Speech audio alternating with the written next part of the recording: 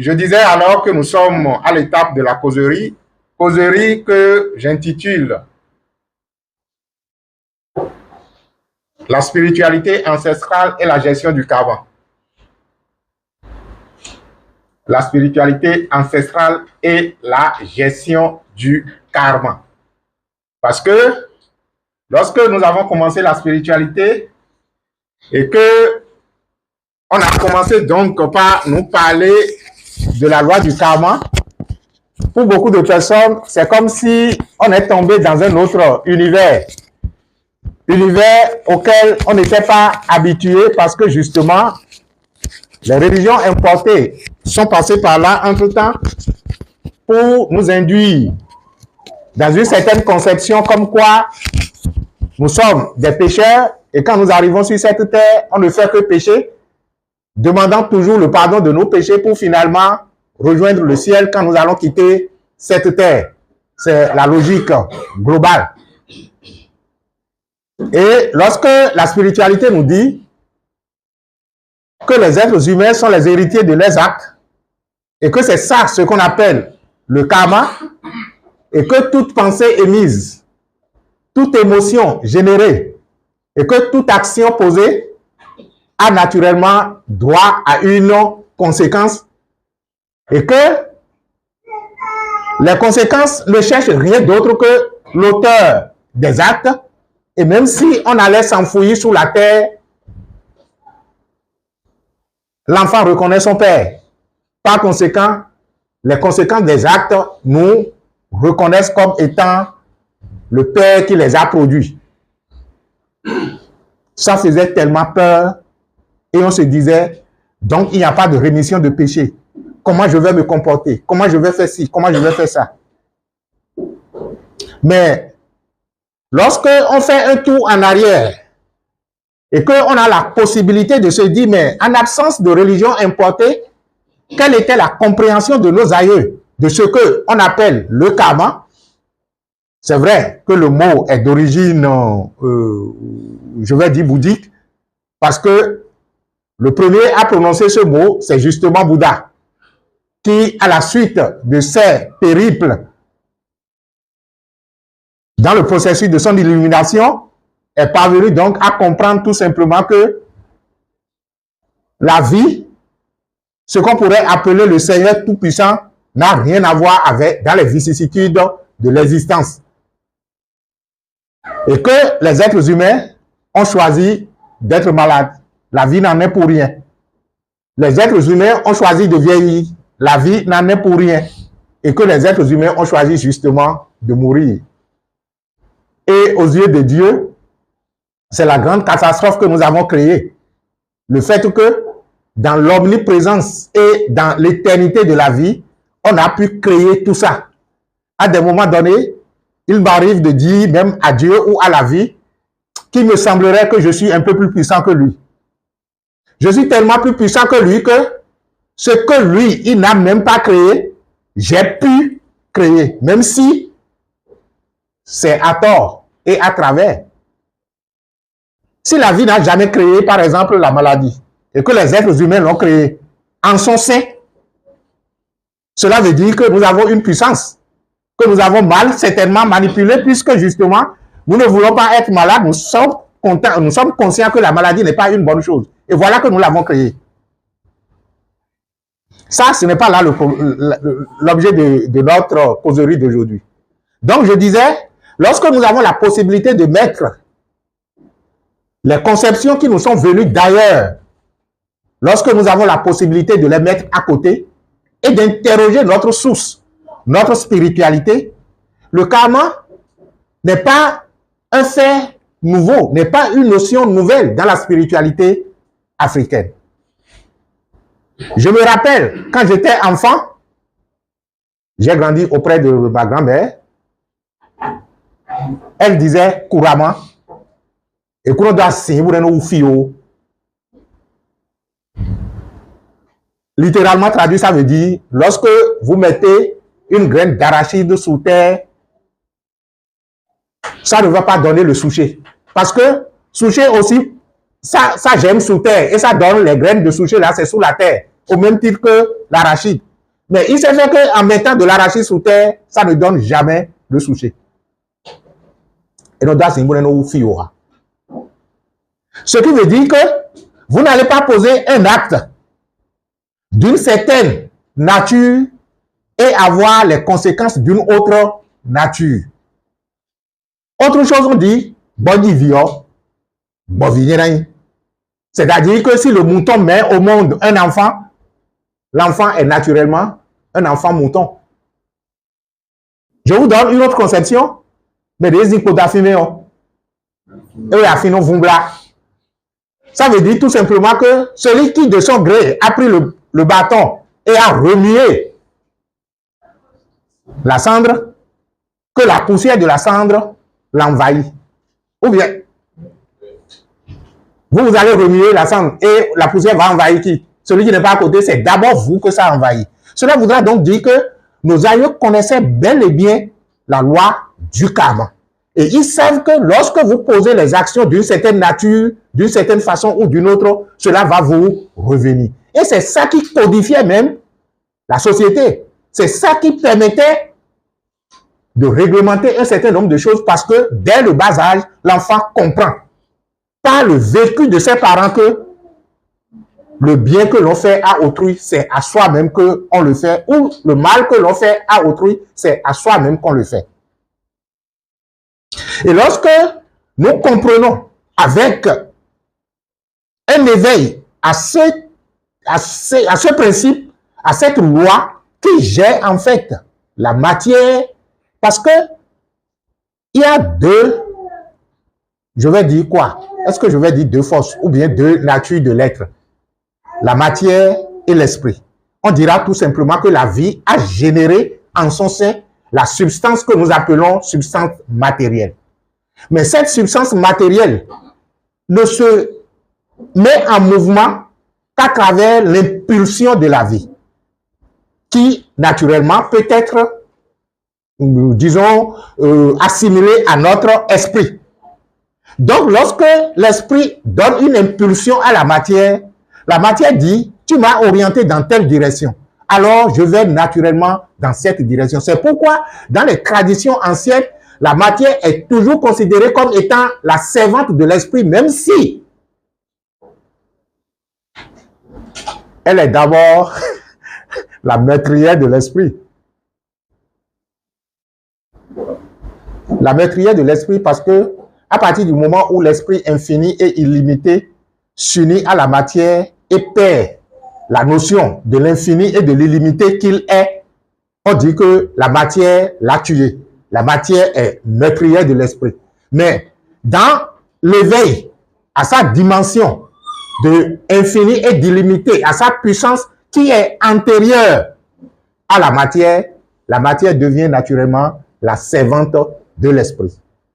Alors, lorsque nous disons que, bon, dans la spiritualité ancestrale, le karma est bien connu et tout le reste, mais lorsque l'individu se retrouve être en face des vicissitudes de l'existence, qu'il doit d'abord reconnaître comme étant d'abord le fruit de ses actions, comment nos aïeux arrivaient donc à gérer le karma?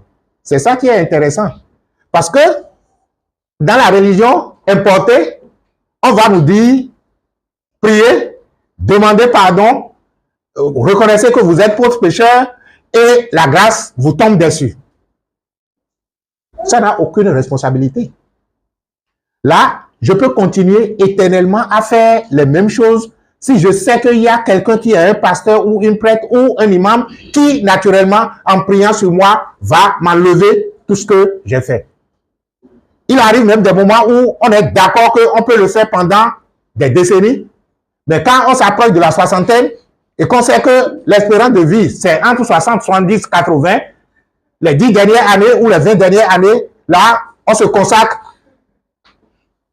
Et le dialogue dit, voilà comment nous avons construit une société de plus en plus irresponsable. Qu'est-ce que nos aïeux faisaient?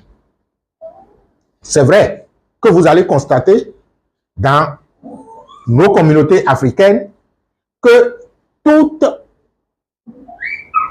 dysfonctionnement de la matière est d'abord prise comme étant un dysfonctionnement au niveau de l'esprit.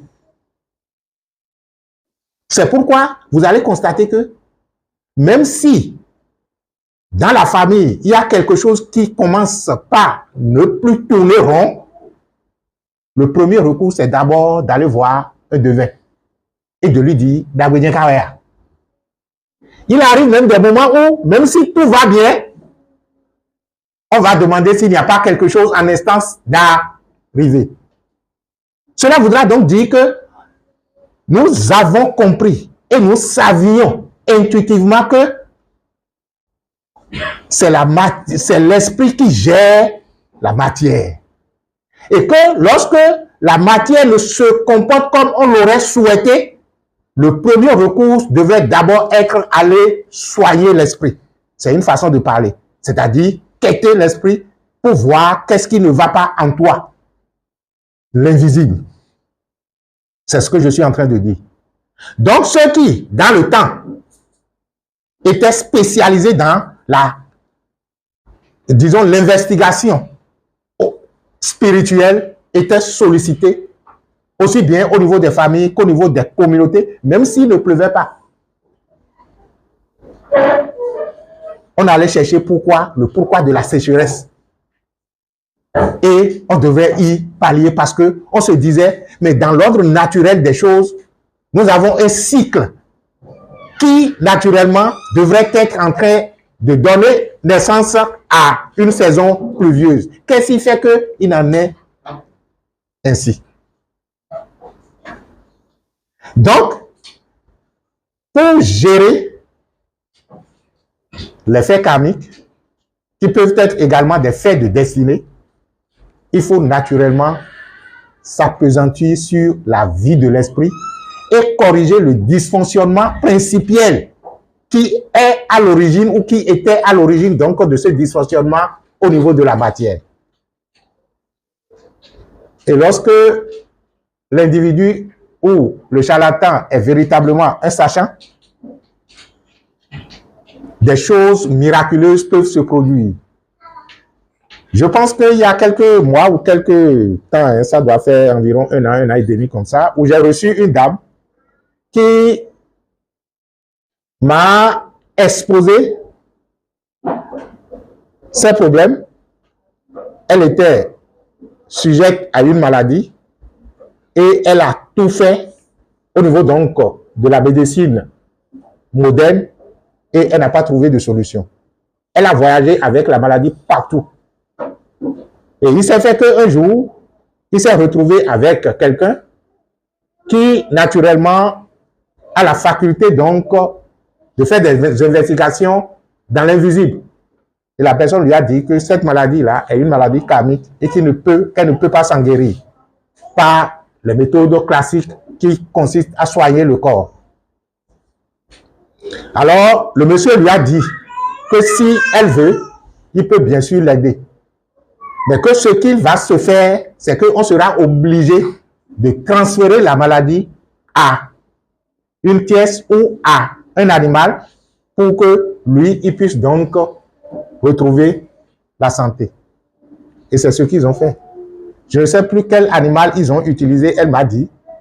Et le monsieur, par des procédés mystiques, a transféré donc la maladie, l'énergie maladie à l'animal qui finalement en est mort par la suite, qui a développé bien sûr la maladie et qui en est mort par la suite. Ça, c'est de l'authenticité africaine. Donc, lorsque il arrive des moments où le sachant, le maître, décide donc de vous aider, il sait que dans la matière, rien ne se crée, rien ne se perd et que tout se transforme.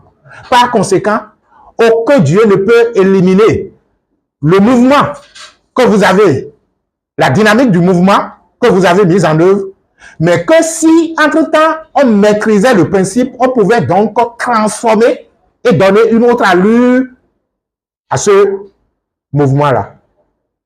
C'est ainsi que le charlatan va vous aider à transformer l'énergie en place en une autre énergie, ou on pouvait même faire appel à un arbre qu'on solliciterait bien sûr donc de gérer l'énergie avec vous. On pouvait faire appel à un animal, et vous allez constater, même dans les petites, dans les mouvements où on soigne ce que je voulais dire, quand les gens cassent les jambes et tout le reste là, mais quand vous allez là, on prend d'abord un coq ou une poule et on lui casse aussi. En fait, c'est déjà une façon de partager la charge de douleur que vous avez à gérer entre vous et l'animal. Vous ne savez pas ce qu'on a dit à l'animal avant de casser son pied. Vous avez vu juste qu'on a cassé un pied de l'animal. Et que si l'animal se guérissait, le monsieur aussi commence par retrouver satisfaction. C'est de la magie naturelle. Gardé secret par nos aïeux, que nous avons oublié. Mais je pense que le mouvement est bon maintenant, parce que de plus en plus, on se souvient que, ah, attention, mais nous venons de quelque part. Parce qu'on dit généralement, si tu ne sais pas où tu vas, il faut au moins reconnaître d'où tu viens. Parce que si tu ne sais pas d'où tu viens, tu ne pourras même pas savoir où tu es en train d'aller. Parce que, je vais vous assurer que, où nous allons là, c'est fondamentalement d'où nous venons.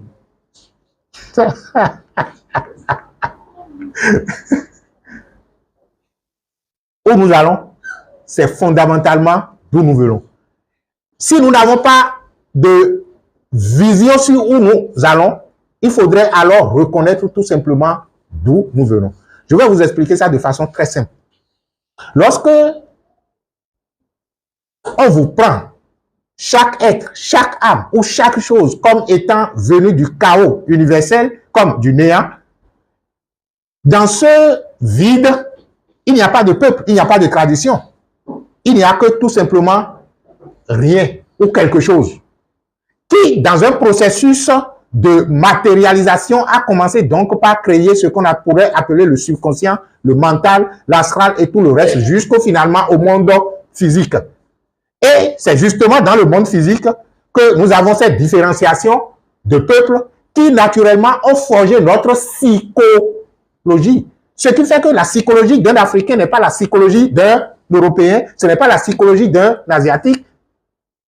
Bon, les Occidentaux, on les regroupe entre l'Europe, l'Amérique et tout le reste, là, ils se ressemblent un peu. Vous allez constater que l'Afrique a été peut-être le continent, je ne sais pas si on va dire nous avons été bêtes ou si nous avons été moins intelligents que les Asiatiques, puisqu'ils sont allés également en Asie, les mêmes Européens. Mais les autres ne se sont pas laissés berner jusqu'au point où ils ont totalement oublié d'où ils viennent. Ce qui fait que leur essor en matière même de développement moderne comme eux n'a pas tardé à prendre quand ici on est. Mais aujourd'hui, c'est maintenant qu'on commence par se réveiller en Afrique. Peut-être que c'est les 10, les 50 prochaines années, les siècles à venir qui seront réjouissants chez nous. Donc, lorsque nous venons au contexte matériel, au contexte physique, pour faire le retour, nous sommes obligés d'assimiler ce qui nous a servi de vêtement pour maintenant dire que nous sommes la vie existentielle physique. Je reprends. Du zéro ou du néant, l'être décide donc de s'expérimenter en prenant différentes couches jusqu'à la couche matérielle, la couche physique. Mais si votre esprit s'est incarné à travers une culture donnée pour être un Africain peau noire, vous ne pouvez pas faire le retour si entre-temps vous n'assimilez pas point par point, couche par couche, toute la psychologie à travers laquelle vous vous êtes densifié. C'est pourquoi aucun Africain ne peut véritablement atteindre l'illumination s'il ne maîtrise véritablement la psychologie spirituelle africaine. Il doit reparcourir le chemin. C'est-à-dire que le chemin de la descente, ça a été, bon, mêlé à une culture donnée. Le chemin du retour passe par la maîtrise de la culture. C'est-à-dire que, qu'est-ce qu'on est en train de faire ici? Ça signifie quoi? Du point de vue principe, du point de vue loi. Et si je maîtrise, cela veut dire que, bon, cela ne me fait plus peur. J'ai donc reconquis la valeur en termes de connaissance de cela. Et c'est cette reconquête, palier par palier, qui naturellement me plonge dans ce que je suis. C'est pourquoi je dis, même si je ne sais pas où je vais, je dois savoir d'où je suis venu. Et lorsque je sais d'où je suis venu, je peux reparcourir le chemin du retour pour naturellement retourner à la source qui est en même temps la destination. Le karma n'est pas un fait nouveau en Afrique. Nous avons assez de procédés pour gérer le karma et il suffit juste de faire recours à la connaissance telle qu'elle est élaborée, telle qu'elle se pratique et savoir surtout coopérer avec les gens qui savent. C'est vrai que la cupidité aidant de plus en plus, on n'en trouve pas comme ça, mais ça existe toujours. Ça existe. Et lorsque vous avez le bon guide, vous faites le chemin facilement. Lorsque vous vous retrouvez dans des mains des usurpateurs, il vous serait très difficile de faire la reconquête de votre être intérieur. Je nous encourage donc à être suffisamment éveillés et à comprendre alors que au sein de notre tradition, au sein donc de notre culture, les actes que nous posons, les faits sociaux sont les véhicules à travers lesquels, lorsque nous les interprétons correctement à la lueur d'une bonne connaissance, on peut naturellement parvenir à ce que nous recherchons tous sur cette terre, c'est-à-dire l'illumination. Être un être éveillé. Être un être éveillé veut dire tout simplement que je suis suffisamment connecté à la vie, que je réfléchis par la vie et que la vie réfléchit par moi. Je renonce à la vie parcellaire et je suis l'unité de la vie qui vogue dans la vie une et universelle. Et s'il vous arrive, par exemple, de vous retrouver dans des méditations, en train donc de voguer en l'unité avec la vie, regardez combien c'est plaisant. C'est comme si la limitation s'éclate et saute. C'est très intéressant. Vous pouvez utiliser les techniques de la spiritualité ancestrale pour mieux adoucir votre karma. Coopérez avec la nature, coopérez avec les faits naturels et vous allez comprendre que le karma n'est pas une fatalité. L'Africain a la possibilité de déplacer une énergie d'un homme vers un animal, vers une plante ou vers quelque élément que ce soit de la nature. Il arrive même des moments où, à l'approche de la mort, on peut même changer la mort. Chez nous, on appelle ça koudio. C'est-à-dire que tu demandes à la mort de te donner encore un peu plus de temps. Et tu fais en sorte que quelque chose meure. Parce que c'est ce qui est intéressant. Au fait, l'esprit, on peut jouer avec lui. S'il y a un karma qui est en cours et que la nature reconnaît que le karma doit s'appliquer naturellement, si vous avez la bonne connaissance, vous allez faire appliquer le karma et continuer toujours d'être ce que vous êtes, ou du moins, vous allez moins subir. L'une des techniques aussi, par exemple, c'est de payer le karma en état de rêve. C'est moins atroce que si vous le payiez physiquement. Mais il y a des karmas qu'on ne vous permet pas de payer en état de rêve. Ça demande alors un niveau de connaissance supérieur. Vous pouvez transmuter une charge karmique dans quelque chose d'autre. C'est vrai que même si vous le faites, il y a quand même une part de douleur que vous allez subir. Mais ça vous permet quand même de rester là et de continuer encore l'existence. Si entre-temps cela vous intéressait. Je vous remercie d'avoir été là et nous sommes contents d'être avec vous. Je parle donc aussi de ceux qui sont en ligne avec nous pour cette célébration, ce premier dimanche donc de l'année. Et nous allons encore consacrer l'année, nous allons bénir l'année, nous allons encore énergétiser, nous allons vivifier le cas de l'année au cours donc de cette messe. Et dites-vous, hein, parce que nous sommes là, l'année est une entité qui en fait gère l'ensemble des événements de l'année. Et pendant que nous y pensons, pendant que nous sommes en train de parler, dites-vous alors que par ceci, vous êtes en train de vivifier, de donner vie, plus de vie et de lumière à chaque événement qui va se dérouler au cours de l'année. Parce que, je vous le dis souvent, l'année n'est qu'une succession d'événements. Quand je vous dis de me montrer l'année 2025 là, elle n'est nulle part. Où vous allez dire, la voilà.